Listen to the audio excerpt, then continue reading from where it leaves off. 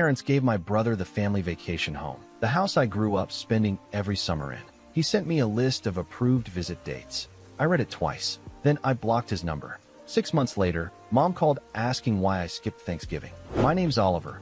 I'm 34, and I need to tell you about the time my family decided I was a guest in my own history. Not a metaphor. I mean, they literally tried to schedule me into the house I grew up spending every summer of my life in, like I was booking a timeshare in Branson, Missouri. Let me back up. I grew up in a pretty standard middle-class family in western Pennsylvania. My parents, Jean and Loretta, had 2 boys. There was me, the older one, and my younger brother, Sutton, 2 years apart. Now, growing up, I always knew Sutton was the favorite. I don't say that with bitterness. I say it the way you'd say water is wet. It was just a fact of our household. Sutton was funnier. Sutton was more outgoing. Sutton played baseball, and my dad lived for baseball. I played chess and read science fiction novels, which in my father's eyes was roughly equivalent to collecting dryer lint as a hobby. Don't get me wrong, Sutton's not a bad person. At least he didn't used to be. He was my brother, and I loved him, and we had plenty of good times growing up. It's just that somewhere along the line, the family decided he was the main character and I was part of the supporting cast. And once that gets established, it's really hard to rewrite the script. But here's the thing. I wasn't some sad, overlooked kid crying into his pillow every night. I had a good childhood. My parents weren't monsters. They came to my stuff when it mattered. They fed me. They told me they loved me. It's just that when Sutton walked into a room, the thermostat in my parents' hearts went up about 15 degrees. You know those families where one kid is the sun and the other kid is a nice lamp in the corner? I was the lamp. Functional. Appreciated. But nobody's writing poems about a lamp. The one place where none of that mattered was the lake house. My grandparents on my mom's side, Hank and Della, owned a beautiful 3-bedroom cabin on Raystown Lake. It wasn't fancy. The porch leaned a little to the left. The kitchen had avocado green appliances from roughly the Carter administration, and there was a dock out back that creaked like it was auditioning for a horror movie. But it was paradise. Every summer from the time I could walk until I was 18, we spent 3 weeks at that house. And I mean real summers. Catching bluegill off the dock at sunrise, eating peanut butter sandwiches on the porch, falling asleep to the sound of frogs, and my grandfather snoring through the screen door. Grandpa Hank was my person. He didn't care that I wasn't athletic. He taught me how to tie fishing knots, how to identify trees by their bark, how to sit still long enough that the herons would come close. He told me once, when I was about 12, that the lake house would always be there for me. He said it like a promise. And I believed him, because Hank was the kind of man whose word was something you could build a house on. When I was 22, Grandma Della passed. Grandpa Hank held on for another 4 years, but the light went out of him slowly, like a lantern running out of oil. He passed when I was 26. I drove up to the lake house the day after his funeral and sat on that creaky dock for 3 hours, just watching the water. I didn't cry. I just sat there and let the place hold me. In his will, Hank left the lake house to my mom, Loretta. That made sense. She was his only child, and for a few years, nothing changed. We all still went up in the summer. I'd take a week off work. Sutton would come up with whoever he was dating at the time. My parents would be there the whole month of July. It was the one tradition that still felt like family to me. Then things started shifting. Sutton got married to a woman named Jolene. Jolene was fine. I don't have anything terrible to say about her. She was one of those people who was always perfectly pleasant to your face, and then you'd hear later that she'd made some comment about your shoes or your apartment or the fact that you brought store-bought coleslaw to the cookout. She had opinions about everything and the subtlety of a fire alarm. But whatever, she made Sutton happy, and that was enough for me. What I didn't realize was that Jolene had been working on my parents, specifically my mother. See, Jolene came from a family where property meant everything. Her parents owned rental homes, her uncle flipped houses, her whole family spoke in terms of equity and assets and appreciation. And Jolene saw the lake house the way a real estate investor sees a teardown in a hot zip code. Not as a family memory, as an opportunity. About a year after the wedding, my mom started dropping hints. Little things. She'd say how nice it was that Sutton and Jolene were thinking about their future. How responsible Sutton was being about finances. How the lake house really needed someone who could take care of it full time. I didn't think much of it. I was busy. I'd just gotten a promotion at the engineering firm where I worked. I was dating a woman named Waverly who I was pretty sure I was going to marry, and honestly, I figured the lake house would just keep being the lake house. Shared. Ours. The way Grandpa Hank intended. Then one Sunday in October, my parents invited me and Sutton over for dinner. Hot roast, mashed potatoes, the whole deal. My mom even made her lemon meringue pie, which she only makes when she's either celebrating something or about to deliver news she knows you won't like. I should have read the pie as the warning sign it was. After dinner, my dad cleared his throat in that way he does when he's about to say something he's rehearsed. Gene is not a man of many words, so when he lines up a speech, you know it's been workshopped. He told us that he and Mom had decided to transfer ownership of the lake house to Sutton. Not to both of us. To Sutton. He said it was because Sutton and Jolene were planning to start a family, and they wanted to make sure the house stayed in good hands, and that Sutton had expressed interest in doing some renovations. I sat there with a forkful of pie halfway to my mouth. I looked at Sutton. He was nodding, not surprised. He already knew. Jolene was sitting next to him with this little smile that I can only describe as the face of someone who just won a hand of poker she'd been playing for 2 years. I put the fork down. I asked my mom if this was what Grandpa Hank would have wanted. She got that pinched look she gets when you say something she doesn't want to deal with, and said, "Your grandfather left the house to me, Oliver. It was my decision to make." And technically, she was right. Legally, it was hers. But morally? Emotionally? That house belonged to all of us. It was the one thing in our family that was supposed to be equal, and they just handed it to Sutton like I was some distant cousin they saw at Thanksgiving. I didn't make a scene. I finished my pie. I hugged my mom on the way out. I drove home, and I sat in my driveway for about 15 minutes, staring at the steering wheel, trying to figure out when exactly I became the kind of person my family could just subtract from the equation without blinking. That was bad enough. But then Sutton sent me the list. It came 3 weeks after the dinner. A text message, not even a phone call. Sutton sent me a text that said, and I wish I was making this up, "Hey Ollie, Joe and I are getting the lake house squared away. Here's a list of approved visit dates for next year. Let me know which ones work and we'll get you on the calendar." Approved visit dates. He sent me a list. A literal, numbered list. Like a dentist's office. There were 6 weekends spread across the year, none of them during prime summer, and each one came with a little note like, "Porch furniture will be stored, please don't rearrange, and please strip beds and run dishwasher before leaving." There was even a line at the bottom that said, "No pets, no exceptions. Jolene is redoing the floors." I read it twice. I sat with my phone in my hand and read it twice because I genuinely could not believe that my brother, the kid I used to catch fireflies with on that same porch, was sending me visiting hours for my own family's house. Like I was a tenant. Like I was some acquaintance being granted access to a timeshare I didn't even own a piece of. I didn't respond. Not right away. I called Waverly. She listened, and then she said something that cut right to it. She said, "Oliver, they're not giving you visiting hours. They're telling you your place in this family, and it's at the bottom." She was right, and I think I'd known it for years but kept finding ways to excuse it. Every birthday where Sutton got the bigger gift. Every holiday where my parents drove 2 hours to see Sutton's baseball games, but couldn't make it to my engineering showcase. Every time my mother introduced us to someone and said, "This is Sutton, he's in real estate," and then turned to me like she was remembering I existed and added, "And this is Oliver, he does computers? Engineering? Something with numbers. Something with numbers. I designed structural systems for commercial buildings." But sure, Mom. Something with numbers. After 3 days of thinking it over, I didn't send a long message. I didn't call a family meeting. I didn't make a speech. I just blocked Sutton's number. Quietly. Completely. And then I went about my life. Now, I need to be honest with you here. Blocking him felt both liberating and terrifying. Because when you cut off family, even family that's treated you like an afterthought, there's this voice in your head that says you're the problem. That you're being dramatic.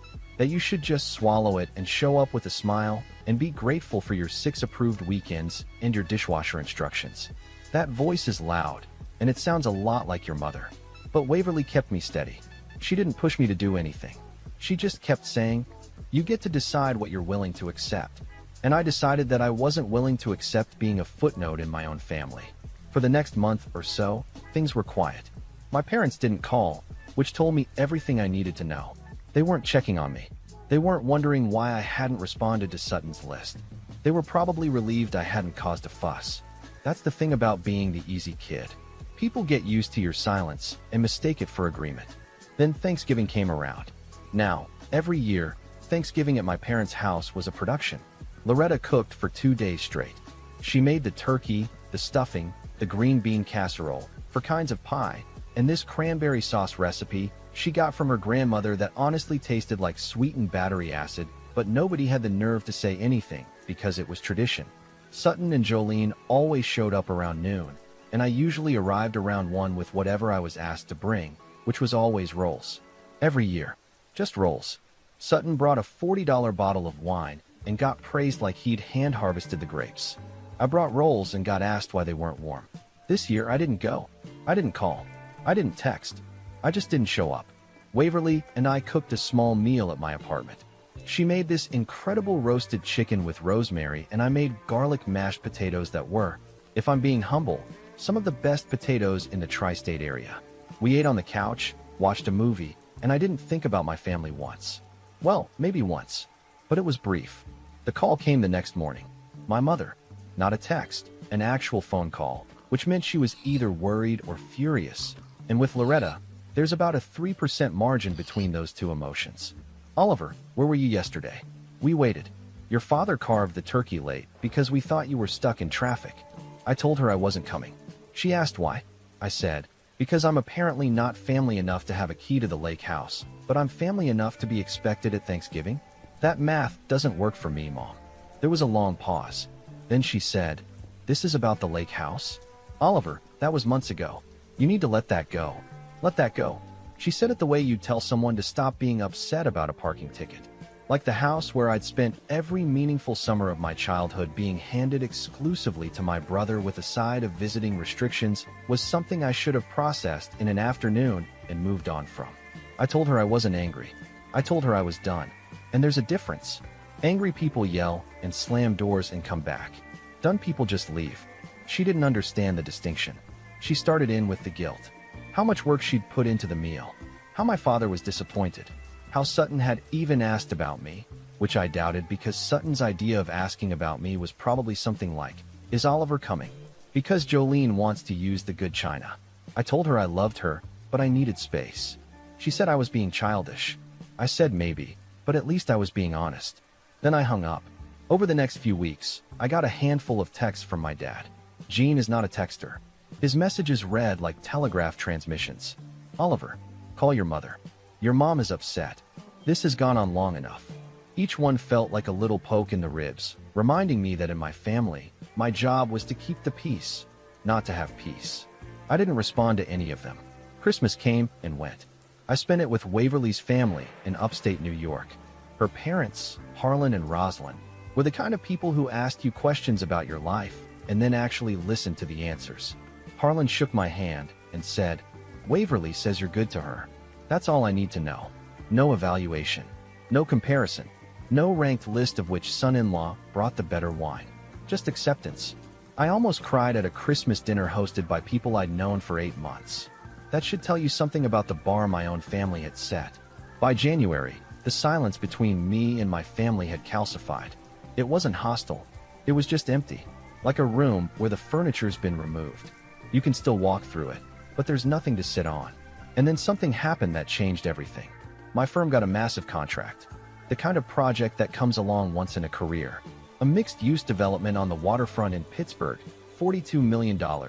And they wanted me to lead the structural engineering team. My boss, a guy named Coulter who'd been in my corner since day one, pulled me into his office and told me that this was my moment. He said, Oliver, you've been building other people's visions for 10 years. This one gets your name on it. I went home that night and told Waverly. She screamed. Like full, hands in the air, neighbors probably think someone won the lottery screamed. And then she looked at me and said, I think we should get married. I said, I was going to ask you that. She said, well, I beat you to it. Deal with it. We got engaged that night over leftover Chinese food, with no ring, no knee, and no plan. It was the best night of my life. And for the first time in months, I wasn't thinking about the lake house, or Sutton, or the list, or my mother's lemon meringue pie and all the bad news it predicted. I was just thinking about what came next. And for once, it looked really, really good. Now, I'd love to tell you that after the engagement, everything was sunshine and progress, and I never thought about my family again. But that's not how it works when you grow up being the second choice. That stuff doesn't just evaporate because good things start happening. It sits in the back of your mind like a low hum you can't quite locate. The waterfront project consumed me.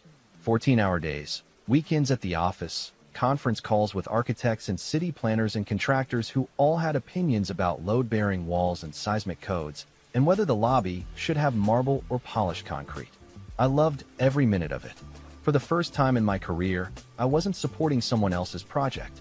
I was the guy. The decisions ran through me, and I was good at it. Not because I was the loudest person in the room, but because I was the most prepared. I'd learned a long time ago that if you can't be the favorite, you'd better be the most competent. Turns out that's actually a better strategy in the long run. Waverly and I set a wedding date for September. Small ceremony, nothing extravagant. We picked a vineyard about an hour outside Pittsburgh that had this beautiful stone terrace overlooking the valley. Waverly's family was handling most of the planning because Rosalind, her mother, was the kind of woman who could coordinate a military operation disguised as a garden party. I just had to show up, say the right words, and not trip walking down the aisle. Felt manageable. The question everyone kept asking, of course, was whether I was inviting my family. Waverly never pressured me either way. She just said, "Whatever you decide, I'll stand next to you." Which is exactly the kind of thing that makes you want to marry someone immediately on the spot. I thought about it for weeks. Part of me wanted them there. Not because I needed their approval, but because I wanted them to see what I'd built without them. The career, the woman, the life. Is that petty? Maybe. But I think there's a difference between wanting revenge and wanting recognition. I didn't want to hurt my parents. I just wanted them to look at me and actually see me. Not the other one. Not the one who does something with numbers. Me. In the end, I sent one invitation. To my parents. Not to Sutton. I wrote a short note with it that said, "I'd love to have you there. This is important to me." I didn't explain the situation with Sutton. I didn't rehash the lake house. I just extended the invitation and left it at that. My mother called 3 days later. She said she and Dad would love to come, but that it would be hurtful not to invite Sutton. I told her that Sutton and I weren't speaking. She said, "Well, that's between you two. But he's your brother, Oliver." I said, "And I was his brother when he sent me a list of approved dates to visit my own family's house." Where was the family loyalty then? She didn't have a good answer for that. She said she'd talk to my father about it and get back to me. She never got back to me. They didn't come to the wedding. Let me say that again so it lands properly. My parents chose not to come to my wedding because I didn't invite the brother who had treated me like a stranger with a reservation. They picked Sutton. Again, as always, the sun doesn't share the sky with the lamp. The wedding was still perfect. Waverly looked like she'd been carved out of moonlight and good decisions. Harlan walked her down the aisle, and I swear the man was trying so hard not to cry that his face looked like it was solving a complicated equation. Rosalind handled everything with the precision of a Swiss watch. My best man was Coulter, my boss, who gave a speech that managed to be funny, touching, and mildly inappropriate all at the same time, which is exactly what you want from a best man. I missed my parents that day. I'd be lying if I said otherwise. But I didn't miss them enough to let them use my wedding as leverage to force me back into a family dynamic that had been hurting me for 30 years. There's a difference between missing someone and missing the version of them you wish they were. After the wedding, things accelerated. The waterfront project hit a critical phase, and I was managing a team of 23 engineers. The city council was breathing down our necks about timelines. The general contractor was behind on the foundation pour, and there were about 6 different problems happening at any given time that all felt like they were going to end my career. But I kept my head down and worked through every single one of them. Coulter told me once that the mark of a great engineer isn't that they never have problems. It's that they solve problems so quietly that nobody realizes there were problems in the first place. I took that to heart. By summer, the project was ahead of schedule. The developer, a guy named Emmett Trask who had more money than personality, flew in from Chicago to tour the site. He spent 40 minutes with me, asked about 15 technical questions that most developers wouldn't even think to ask, and then shook my hand and said, "You're the real deal, Oliver." 2 weeks later, his company offered me a consulting contract for their next 3 developments. The kind of contract that had a number on it that made my accountant actually gasp audibly during a phone call. Waverly and I bought a house. Not just any house. A 4-bedroom Craftsman in a neighborhood I'd driven through for years thinking, someday. Someday turned out to be a random Tuesday in August when our realtor called and said the owners had accepted our offer. Waverly painted the front door yellow because she said every good house needs a yellow front door. I didn't argue because she was right, and also because I'd learned that Waverly being right was less a pattern and more a universal constant. I was happy. Genuinely, deeply happy. And the weird thing about being happy after a long stretch of being overlooked is that it feels almost suspicious at first. Like you're waiting for someone to show up and tell you there's been a mistake. That this life was meant for someone else. Someone more like Sutton. But nobody showed up. The life was mine. I'd built it. Brick by brick, decision by decision, early morning by late night. And then, in the way that life has of delivering irony with the timing of a comedian, I heard from Sutton. Not directly. Through my dad. Gene, who hadn't spoken to me since the wedding non-invitation, suddenly called me on a Tuesday evening. His voice had that gravelly, uncomfortable tone he gets when Loretta has told him exactly what to say and he's reciting it from memory. Oliver, your brother needs help. The lake house is in trouble. I almost laughed. Not because it was funny, but because the universe has a sense of humor that borders on sadistic. The house they gave to Sutton. The house I wasn't good enough to co-own. The house I needed approved dates just to visit. That house was in trouble. And suddenly, guess whose phone rang? The lamp in the corner. That's whose phone rang. I didn't say yes. I didn't say no. I said, tell me what happened, and I listened. And what I heard was a story so predictable that I could have written it myself with my eyes closed. Here's what happened to the lake house. Sutton and Jolene, in their infinite wisdom, had decided to renovate it. Not just a fresh coat of paint and some new curtains. I'm talking a full gut renovation. They ripped out the original kitchen. They tore up the pine floors that Grandpa Hank had installed himself in 1978. They knocked out a wall between 2 bedrooms to make a primary suite, because apparently the house where 3 generations of our family had slept comfortably wasn't luxurious enough for Jolene's vision board. The renovation was supposed to cost about $80,000. It ballooned to $160,000, then $200,000. Sutton had taken out a home equity loan against his own house to fund it, and when that ran out, he put another $40,000 on credit cards. Jolene, who talked a big game about real estate but had apparently never actually managed a construction project, kept changing the plans. New countertops. Different tile. Oh, let's add a deck. Actually, let's extend the dock too. Every change order was another $5,000 or $10,000, and the contractor they'd hired was the kind of guy who said yes to everything, because every yes was more money in his pocket. And then the contractor disappeared. Just gone. Mid-project. He took their last progress payment, something like $35,000, and vanished. Left the house half-gutted. Exposed framing. No functioning kitchen. 1 working bathroom.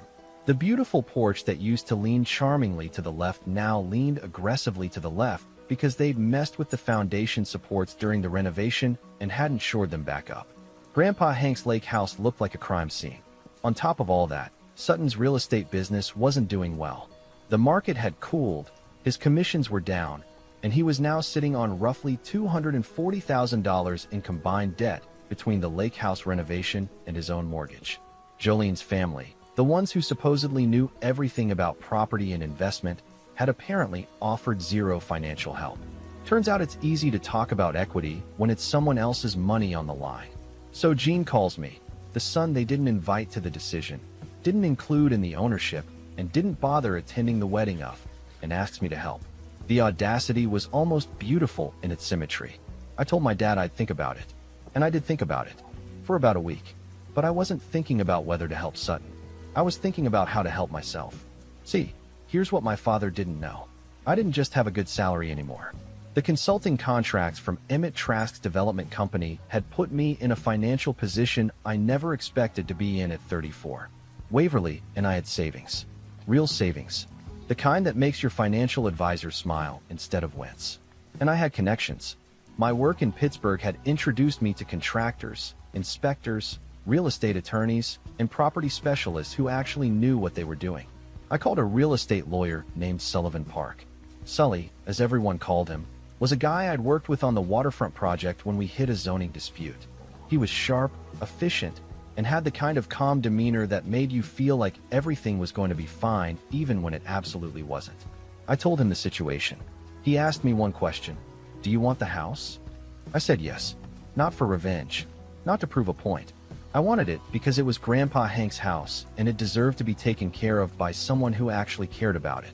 Not someone who saw it as a renovation project for social media content, which, by the way, Jolene had been posting progress photos of the renovation on her pages until the contractor ghosted them, at which point the posts mysteriously stopped. Sully laid out the options. He said the cleanest path was a direct purchase. If Sutton was drowning in debt and the house was half destroyed, he might be willing to sell, especially if the alternative was losing it to creditors or letting it rot. But Sully warned me that family deals are messy and I needed to be strategic. So I made a plan. Step 1. I had a property inspector I trusted, a woman named Delaney Voss, go assess the house. She drove up to Raystown Lake on a Wednesday, spent 4 hours there, and came back with a report that made me want to cry. The structural damage from the botched renovation was significant. The porch supports were compromised. The plumbing had been partially ripped out and never reconnected properly. There was water damage in the basement from a drainage issue the contractor had created and never fixed. Delaney estimated the cost to properly finish the renovation and repair the damage at around $120,000. She also estimated the current market value of the house, in its present condition, at about $90,000. Less than half what it would be worth if it were intact. Step 2. I called Coulter, not for business advice, but because he was the closest thing I had to a mentor and I needed someone to gut check me. I told him what I was thinking. He listened, then said, "Oliver, are you buying a house or buying closure?" I thought about it and said, "Both." He said, "Then make sure you negotiate like it's business. The closure comes after." Step 3. I talked to Waverly. She knew how much that house meant to me. She'd heard the stories about Grandpa Hank, about the dock, about the fireflies, about the summers that shaped who I was. She looked at the numbers, looked at me, and said, "Let's get your house back." Have I mentioned I love this woman? Because I really love this woman. Step 4. I reached out to Sutton. Not through my parents. I unblocked his number and sent him one text. "I heard the lake house is in rough shape. I'd like to talk about it. Just us." He called me within 20 minutes. And for the first time in over a year, I heard my brother's voice. He sounded different. Tired. The confidence was gone. The Sutton who'd sent me a list of approved visit dates was not the Sutton on the phone. This Sutton was scared. He told me everything. The contractor, the debt, the credit cards, the fights with Jolene. He said they'd been talking about selling the house, but couldn't find a buyer because of the condition it was in. He said Jolene's family had basically told them they were on their own. He said he hadn't slept properly in months. And here's the part that matters. He didn't apologize. Not once during that entire conversation did he say he was sorry for the list, for the approved dates, for the fact that our parents gave him the house and cut me out. He talked about his problems, his debt, his stress. He never once acknowledged that maybe, just maybe, the reason I was hearing about this at all was because they treated me like I didn't matter until they needed me to. I didn't point this out.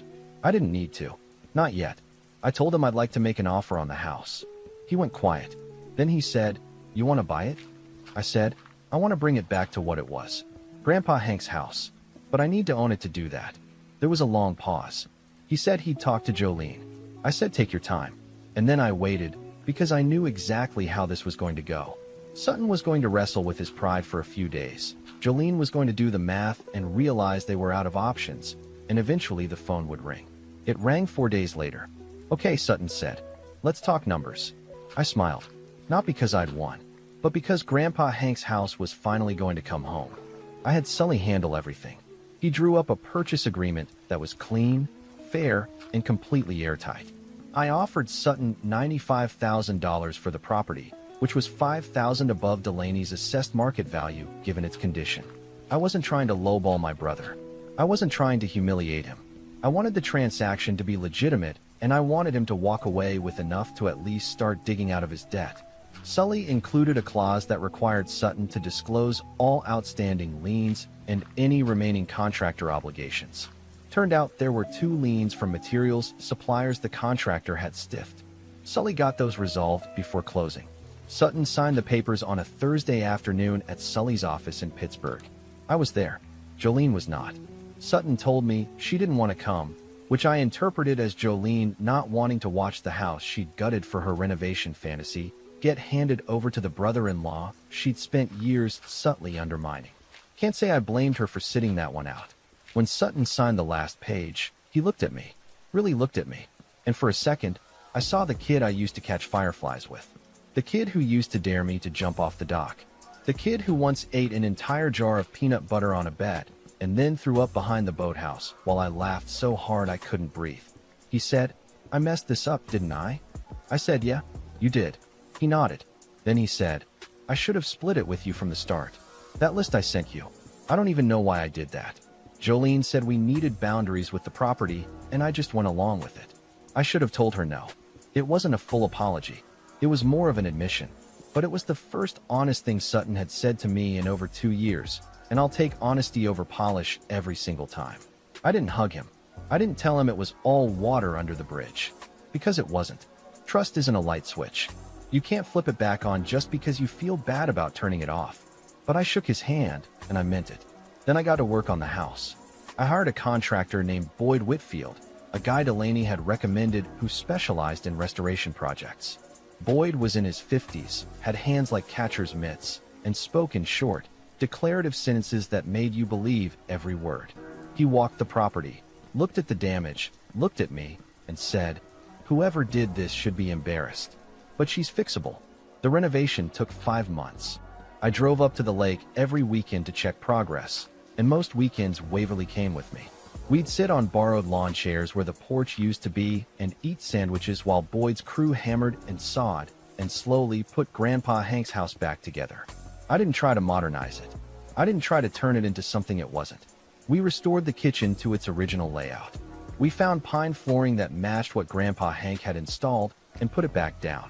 We rebuilt the porch with the same kind of cedar planks and, yes, it still leans a tiny bit to the left because some imperfections aren't flaws. They're character. We fixed the dock. We replaced the plumbing. We insulated properly, updated the wiring, and gave the whole place a fresh coat of the same forest green paint it had worn since the 80s. When it was done, I stood on the dock at sunrise, the same dock I'd sat on the day after Grandpa Hank's funeral, and I felt something I hadn't felt in a long time. I felt like I was exactly where I was supposed to be. Total cost of the purchase and renovation came to about $215,000. The appraised value of the finished house was just north of $310,000. But the value wasn't the point. The point was that Hank and Della's lake house was alive again. Not as a real estate play, not as a social media backdrop, as a home. Now, here's where my parents come back into the story. Word travels fast when you buy a house from your brother, especially in a family where nobody talks directly, but everybody talks about each other. My mother found out about the purchase approximately 9 minutes after it happened, which means Sutton called her from the parking lot of Sully's office. She called me that night. The conversation went about the way you'd expect. "Oliver, I heard you bought the lake house from Sutton." "I did. I don't understand. Why would you do that?" "Because someone needed to take care of it, Mom. And the person you gave it to didn't." Long silence. Then, "That's not fair, Oliver. We didn't know the renovation would go wrong." "No, but you knew when you gave it to him that you were cutting me out. That was a choice. And now I'm making mine." She tried a few more angles. She said I was being spiteful. I told her I'd paid above market value and offered my brother a lifeline when he was drowning in debt that his own decisions created. That's not spite. That's generosity with boundaries. She said I was trying to punish her and Dad. I said I wasn't thinking about them at all when I made the decision, which was true, but clearly hit harder than anything else I could have said. Eventually she asked, "So what happens now? Are you going to send us a list of approved visit dates?" And I have to give her credit for that one, because it was the first time my mother had ever acknowledged what Sutton's list actually meant. She knew it was cruel. She'd always known. She just hadn't wanted to deal with it. I told her, "No, Mom. The door is open. It's always been open. That's the difference." That was about 4 months ago. Here's where things stand now. The lake house is finished. Waverly and I go up most weekends from May through September. We bought a canoe. I fish off the dock in the mornings the way I used to with Grandpa Hank. The frogs still sing at night, and the screen door still creaks, and the whole place smells like cedar and lake water, and something I can only describe as home. My parents came up for a weekend in August. It was awkward at first. My dad sat on the porch and didn't say much, which is standard Gene behavior. But at one point he looked out at the lake and said, "Hank would have liked what you did here." That's the closest thing to emotional expression Gene has ever produced, and I took it for what it was. My mom brought her cranberry sauce. It still tasted like sweetened battery acid. I ate 2 servings and told her it was delicious, because some lies are acts of love. Sutton came up once. Without Jolene, he and I took the canoe out and didn't talk much. We just paddled around the cove the way we used to when we were kids. When we got back to the dock, he said, "I missed this." I said, "Me too." And I meant it. We're not fixed. We're not back to normal. I don't know if we ever will be. But we're talking. Carefully. Honestly. Like 2 people who are building something new instead of trying to patch something broken. As for Jolene, she and Sutton are still together, but I hear things are strained. I'm not going to pretend that doesn't give me a tiny bit of satisfaction, but I'm also not rooting for their failure. People make choices. Choices have consequences. That's not revenge, that's just physics. Waverly is pregnant. Found out 2 weeks ago. She told me by handing me a tiny fishing rod and saying, "You're going to need another one of these." I stood in our kitchen with a 4-inch toy fishing rod in my hand and cried like I was auditioning for a daytime drama. We're already talking about spending summers at the lake, teaching our kid to fish off the dock, catching fireflies on the porch, doing all the things that made me who I am in the place that made me who I am. Grandpa Hank told me once that the lake house would always be there for me. He was right. It just took me a little longer to find my way back. But I'm here now. The porch still leans to the left. The dock still creaks. And the door is open. It's always open. That's the difference.